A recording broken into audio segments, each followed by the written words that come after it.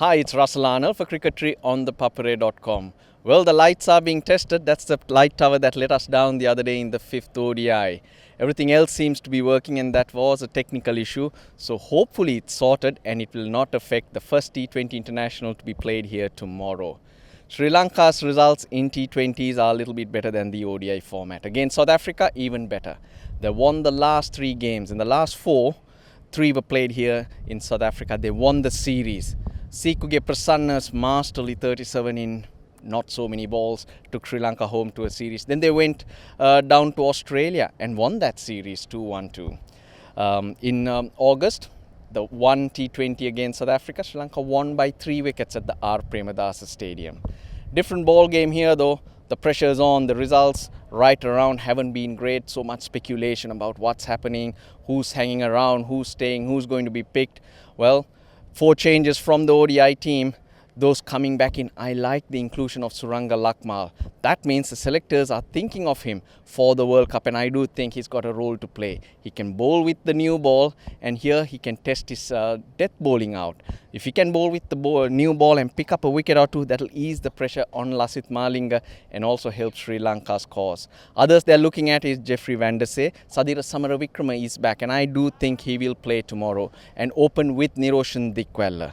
That's how Sri Lanka will line up at the top. Kusal Mendis at 3. Then we got Angelo Pereira. I think he will get another run.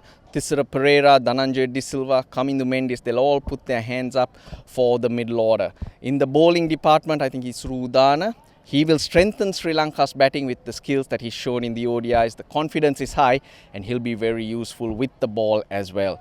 Malinga, Suranga Lakmal and van der Say, I think that'll be the bowling unit. Coming to the management and who's around, well, there was speculation, not speculation really. Chantika Hathurusingha was asked to come back and start planning for the World Cup. That's because Sri Lanka have not answered any questions that they had when they came out here. Now they have more questions. That's a lot to do with the performances and the contributions of the players. Well, I think it's a good thing. Yes, it's out of the box and it's strange. But during this week, he can sit down with the selectors and thrash out whatever theories they have, whatever thoughts, and come out with a plan. And who knows, Sri Lanka could spring a surprise going forward. I think it's for the best. So he's still here though, and that's more to do with the logistical issues of getting him on a flight to go back. So he will take the flight tomorrow and probably miss the T20 here in Cape Town. Lot to play for, lots of places up for grabs in the Sri Lankan team, and I think there'll be a lot of indications of how the Sri Lankans go out here and how they perform in pushing for their places and also helping the selectors trying to decide what combinations they will take for the World Cup. Yes, it's a different format, 50 over to T20 international, but then power hitting comes in, form comes in, confidence comes in, who can handle pressure, and then in the bowling department as well, you have to handle pressure and try to restrict the opposition, death bowling. So there are a lot of skills and a lot of little areas that you can judge players on.